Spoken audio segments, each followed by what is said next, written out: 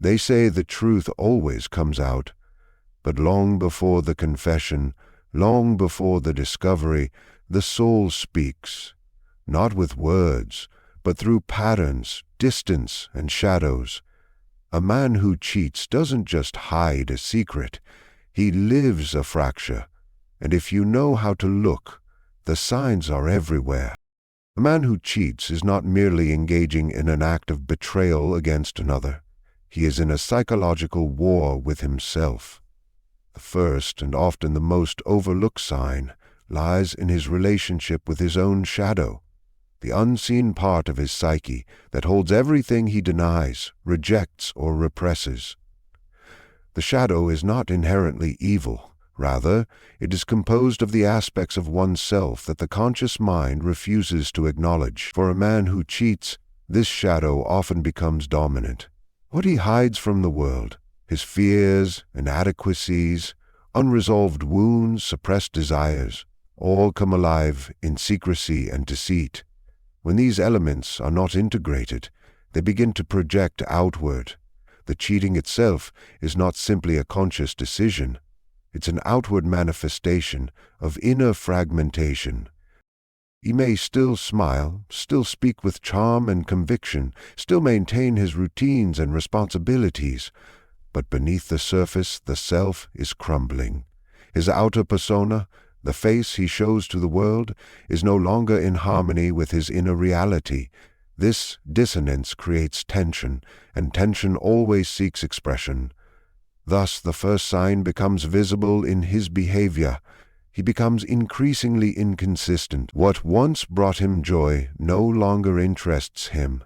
His stories shift slightly in tone or detail when repeated. He may grow defensive without cause, or overly agreeable without sincerity. His mood may oscillate rapidly. These are not simply personality quirks or stress responses. They are the unconscious fighting to be seen. His emotional volatility is not random. It is the direct result of denying a part of himself that is screaming for recognition. Language is another place where the shadow reveals itself. A man at war with his conscience often speaks in evasive terms. He doesn't lie directly at first. He implies, omits, redirects. His sentences become riddled with ambiguity. He may joke about fidelity, dismiss commitment with sarcasm, or suddenly speak of morality in abstract terms, avoiding personal responsibility. It is not always what he says that signals the betrayal, but how he says it, his tone, his timing, the hollowness that lingers behind every uttered word. He may speak less, growing quieter, as if conversation itself has become dangerous terrain. Or he may overcompensate, talking too much, filling silence with distraction, hoping that words can bury the internal dissonance. But the psyche doesn't lie. The subconscious always speaks, and it often uses the body as its primary language. Watch closely, and the body will reveal what the mind tries to conceal. His eyes avoid prolonged contact, or they become too fixed, too intense, overcorrecting. His posture may shift. He leans away instead of toward. His hands fidget more, or he suddenly grows still in moments that once stirred emotion. He may appear distant even in laughter, as if part of him is somewhere else, unreachable. These shifts are not rehearsed. They are instinctual, betrayals of his inner state. The man who cheats often carries an unconscious guilt, even if his ego refuses to admit wrongdoing. This guilt seeps through his mannerisms, alters his rhythms, and poisons his ability to be fully present. What you witness on the surface is a mirror of the battle happening within. The shadow does not remain silent forever. If a man continues to act against his higher self, his unconscious begins to sabotage him. He may grow careless, leaving behind clues, forgetting to cover tracks, creating stories that don't align. These are not simply errors. They are symptoms of a psyche that is overwhelmed. When the burden of maintaining a false identity grows too heavy, The unconscious intervenes. Jung believed that the self always seeks wholeness. Even in self-destructive behavior, there is a hidden attempt to restore balance. The cheating is not just an escape, it is a symptom of deeper imbalance. And the signs he leaves are breadcrumbs from the subconscious, revealing that he is not in control. The man who cheats believes he is hiding his secret from the world, but in truth, he is hiding from himself. Over time, the repression of the shadow creates a kind of psychic decay. He may grow cynical, less empathetic, more prone to numbness or outbursts. He loses touch with his own emotional landscape. His laughter feels forced, his anger misplaced, his affection conditional. He is no longer emotionally congruent. What he presents outwardly doesn't match what he is feeling internally. This disconnection makes him unreliable, unpredictable, often confusing even to those closest to him, but the confusion is the point.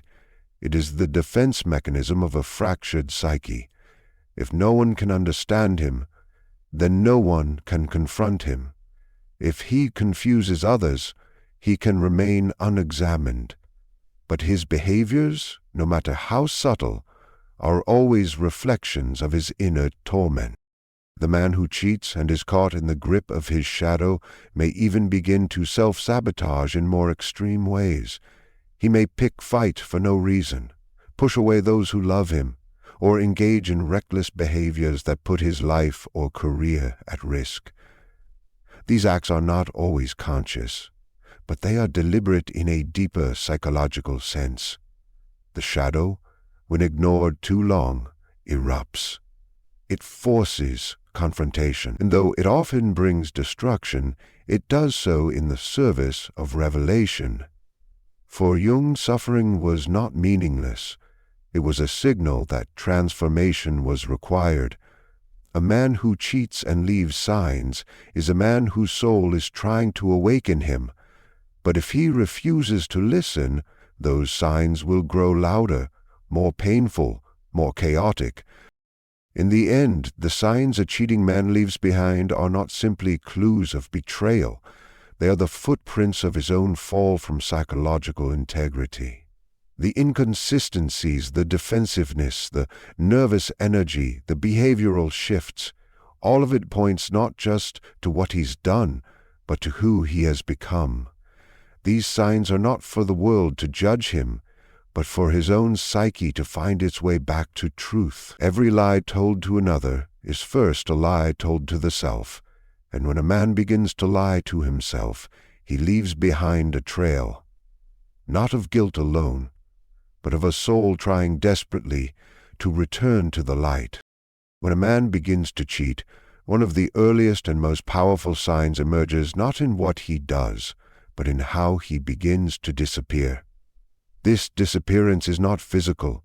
It is a fading of presence, a gradual erosion of emotional availability, attentiveness, and attunement. He may still sit across from you at the table, still respond to texts, still perform the duties expected of him, but the essence of him is no longer there. His eyes, once filled with recognition, now gloss over details. His voice loses warmth. His words become procedural. He is functioning, but no longer connecting. This withdrawal is not a strategy. It is a symptom of internal detachment. He is fragmenting, not just from others, but from himself. The man who cheats is divided within, and this division always manifests as distance. This growing absence stems from the increasing gap between his outer persona and his inner reality. In Jungian terms, the persona is the mask one wears to navigate society, to meet roles and expectations. But when the persona becomes disconnected from the authentic self, a psychological rift occurs. The man who cheats is often trying to maintain a socially acceptable image, while simultaneously hiding a transgression that violates his deeper moral code. This duplicity breeds emotional tension. To maintain the lie, he must suppress vulnerability, minimize authentic connection, and avoid any situation where truth might emerge. He doesn't withdraw simply because he's lost interest. He withdraws because presence now feels dangerous. Being fully present risks being seen, and being seen risks being exposed. Intimacy, once natural and fluid, becomes suffocating. A touch that used to comfort now feels invasive. A conversation that once brought joy now provokes defensiveness. He will likely begin to avoid deep discussions, opting instead for surface-level engagement. He may change the subject when emotions rise or shut down when vulnerability is expressed. His emotional responses become dissonant. He may overreact to small things and underreact to significant moments. This is not randomness, it's psychological resistance. He is resisting the mirror. Every moment of true intimacy holds up a mirror to the self, and the man who cheats cannot bear to look. He fears what will be reflected back at him, the guilt, the deception, the fracture. So he recedes. Often this detachment masquerades as busyness. He's suddenly always occupied. More work, more commitments, more distractions. He starts coming home later, spending more time away, or isolating himself under the guise of stress or exhaustion. He may justify this as a need for space, but it is not spaciousness he's seeking, it is avoidance. Emotional presence requires openness, but openness requires coherence. And when a man is internally split, being emotionally present becomes intolerable. The avoidance becomes a buffer between him and the guilt that follows him like a shadow. In this way, physical behaviors reflect internal dynamics. His changing patterns are not just about time, they are about emotional territory.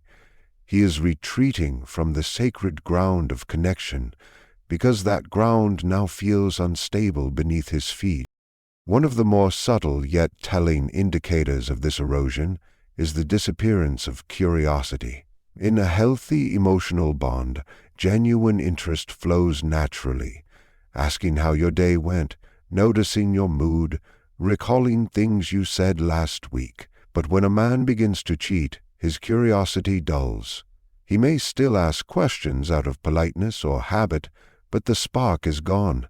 He forgets small details, misses emotional cues, and begins to treat shared moments as obligations rather than opportunities. This isn't mere distraction. It is the unconscious creation of distance. His mind is no longer present in the shared emotional space. His energy is fractured, and that fracture is felt long before it is ever revealed. His communication changes too. Words become filtered. Honesty becomes calculated. He may speak more carefully, as if measuring the weight of every sentence, or he may speak less altogether. Either way, the flow between hearts is interrupted. Emotional language becomes mechanical. He may rely more on clichés or emotionally neutral phrases, or avoid using language that reflects intimacy and connection. He might stop saying things like "I miss you" or "I've been thinking about you." Or, if he does say them, they feel empty, performative echoes of what used to be alive.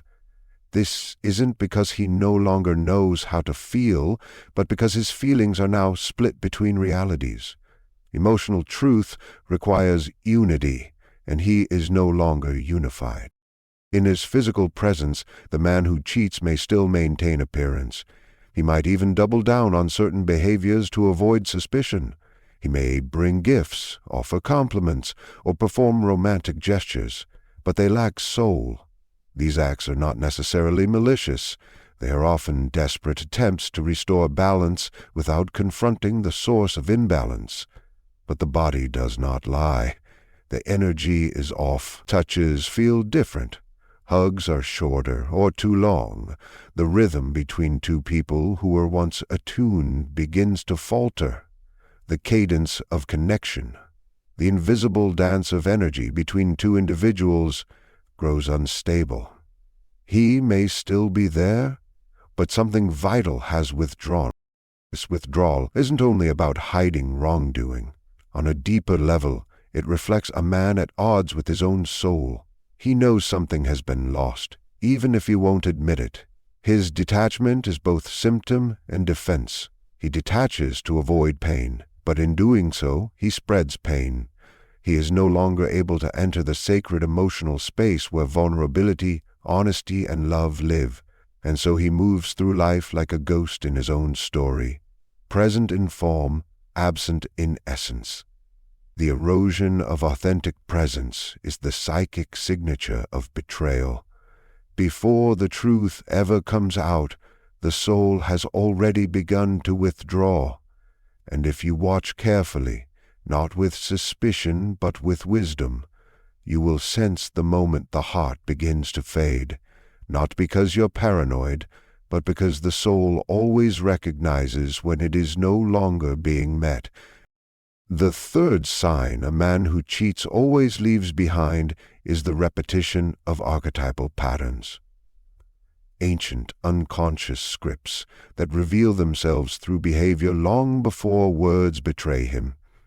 In the Jungian framework, the human psyche is not simply personal, but deeply collective. It holds within it archetypes, primordial images and roles that shape the way we live, love, and sabotage. When a man cheats, it is rarely an isolated event. It often fits into a larger, repeating pattern, an unconscious cycle that plays out like a myth written before he was ever aware of his choices. These patterns do not emerge from logic or decision-making. They stem from unhealed wounds, unresolved inner conflicts, and archetypes that remain unintegrated. To understand these signs, one must move beyond the surface of betrayal and observe the roles he unconsciously plays over and over again. One of the most common archetypes that surfaces in this context is the trickster. This is the energy of the deceiver, the one who bends rules, plays games, and dances with chaos. The trickster is not always malicious, but he is always unstable. He thrives in contradiction, in duality, in the space between truth and lie. When a man carries the energy of the trickster and does not consciously work with it, it possesses him. He becomes slippery in his speech, elusive in his behavior, and clever in his justifications. He may joke about infidelity or speak of freedom in ways that subtly undermine commitment. His actions contain irony. He preaches loyalty while practicing secrecy. He seeks love, but sows distrust. The trickster does not seek destruction intentionally. Rather, he tests boundaries, often unaware of the damage he causes until it is too late. His presence is recognized in repeated situations of betrayal, manipulation, or moral ambiguity. These are not isolated incidents. They are expressions of an archetype expressing itself through an unconscious vessel. Another common pattern is rooted in the archetype of the eternal adolescent, the man who refuses maturation, who fears the weight of responsibility, and who secretly seeks validation through newness rather than depth. He may long for the thrill of being desired, of being chosen again and again, because somewhere deep inside, he never felt truly seen as a child. He carries this void into adulthood, and instead of healing it through integration and self-awareness, he seeks to fill it with the admiration of others. Each affair becomes a mirror that temporarily reflects a desirable version of himself, allowing him to avoid the deeper work of self-confrontation. The eternal adolescent resists stability because it feels like death to his identity. To him, routine is suffocating, intimacy is threatening, and emotional accountability is something to be avoided. He repeats the same relational dynamics again and again, leaving behind a trail of fractured trust and broken expectations, not because he is inherently cruel, but because he is driven by an inner boy who has never learned to grow. The archetype of the destroyer also leaves its mark in the man who cheats. The destroyer is the energy that dismantles, tears down, and deconstructs. It emerges when a man has gone too long without transformation, when the soul demands change but he refuses to evolve. Cheating in this context becomes an unconscious act of self-sabotage, a way of ending something he is too afraid to confront directly. He may not even understand why he did it. He may be shocked by his own behavior, confused by the consequences, and genuinely regretful. But underneath the confusion is a deeper truth. The destroyer has acted in his name. This archetype forces endings of relationships, illusions, or identities, because the psyche can no longer tolerate the lie. The man may say it was a mistake, a moment of weakness, but the pattern of destruction tells a deeper story. He has likely done this before, or something very similar, and if he does not become aware of this internal dynamic, he will do it again, not because he lacks remorse, but because he lacks integration. These archetypes don't just influence the man who cheats, they shape the signs he leaves behind. If you look closely, you will see that his life is not a series of random events, but a pattern woven through choices, relationships, and emotional reactions. He may have a history of short-lived romances, a habit of starting over, or a tendency to run when things get too real. He may surround himself with people who enable his denial or avoid those who challenge him to grow. His language will reflect these patterns, speaking often of freedom, excitement, and spontaneity, but rarely of commitment, vulnerability, or responsibility. He will repeat the same emotional loops, charming at first, distant later, justifying his actions with stories that avoid depth. These repetitions are not signs of coincidence. They are evidence of archetypal possession. The man is living out an ancient myth, unaware that he has been cast in a role he never consciously chose. The tragedy is that these archetypes do not need to rule him. Each contains a shadow and a gift. The trickster, when integrated, becomes the wise fool who speaks truth through paradox. The eternal adolescent, when matured, becomes the hero who embraces the journey of wholeness. The destroyer, when honored, becomes the rebirth, a necessary force of change that clears space for something more authentic. But if these energies remain unconscious, they dominate him, and they leave traces, patterns of deception, cycles of sabotage, histories of unfinished growth. These are not just habits, they are signs of a deeper psychological drama unfolding beneath the surface. A man who cheats may think he is in control, but his unconscious is directing the story. Until he confronts the archetypes within him, he will continue to repeat the same script, leaving behind the same signs. Not because he wants to, but because he doesn't know he's being written by something deeper than willpower. He is not just making choices, he is being moved by symbols, and until those symbols are brought to light, they will continue to speak in the language of betrayal. When a man cheats, he believes the danger lies in being caught, but the real unraveling begins within. The shadow he denies will haunt his gestures. The emotional presence he withdraws will speak louder than his words, and the archetypes he repeats will leave a trail through every broken bond and recycled excuse. These signs are not accidents. They are the unconscious crying for alignment, integrity, and truth. You do not need to chase deception, only to recognize the patterns that reveal it. Because long before the betrayal reaches the surface, the psyche has already told the story. And in that story, the truth is always trying to emerge, not to punish, but to wake him up.